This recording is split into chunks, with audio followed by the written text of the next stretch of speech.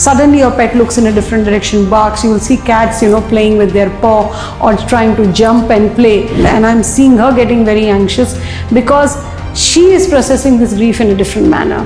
I'm not able to manage my energy. I'm feeling very low. I'm feeling very confused. And this is what is happening to me.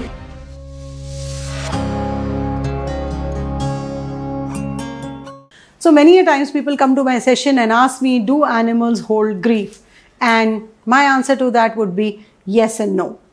I'm Dr. Parul Chaudhary. I'm an animal communicator. I talk to animals. I heal animals. So in a lot of my sessions, when I connect with animals, and especially when people come, they have lost a pet and there's another one in the house and they're wondering how they can support that animal because they're very worried about how he is processing that grief.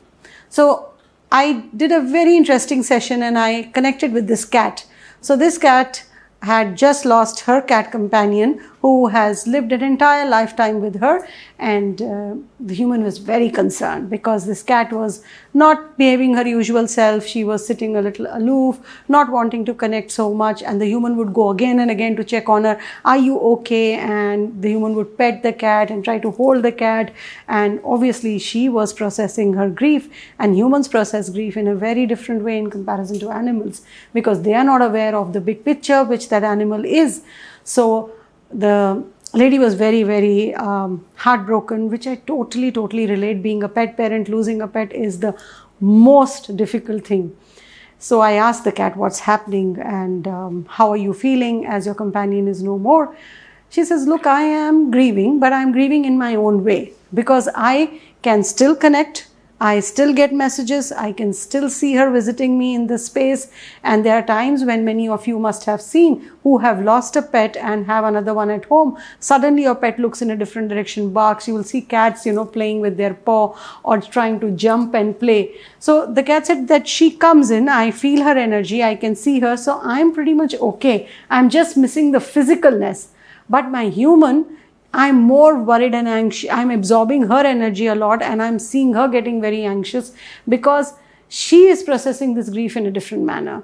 She cries all night, she will hold me and she cries, and it looks like that I am more trying to support her rather than the grief of letting that other cat which has crossed over. I'm not so much worried about that part.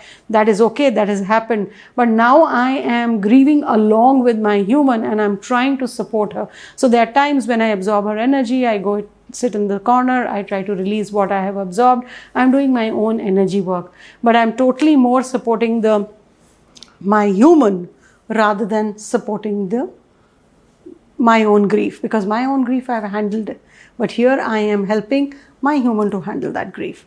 So that's why I say it's a yes and a no. Sometimes they miss their physicalness, but they get out of it very fast. It's how we are dealing with our grief and how we are communicating. So if you have a pet at home who has crossed over and there's another one back home, so do talk to that pet clearly. Tell them, look, I am grieving. I'm not able to manage my energy. I'm feeling very low. I'm feeling very confused. And this is what is happening to me.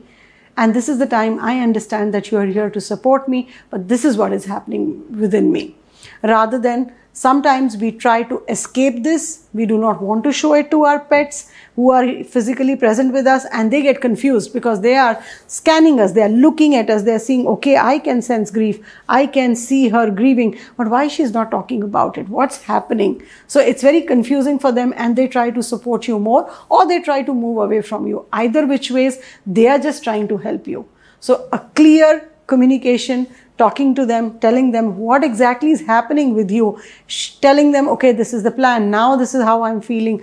Now I am feeling this way. I'm going to plan to do this for the pet that has crossed over. So being transparent in your communication always makes them feel safe. They feel safe in your space. They are feeling protected. They are feeling loved. They are feeling very centered and grounded if you are able to clearly communicate to them. So the best thing to do in supporting them is clear communication, being present with them, and sharing your true feelings.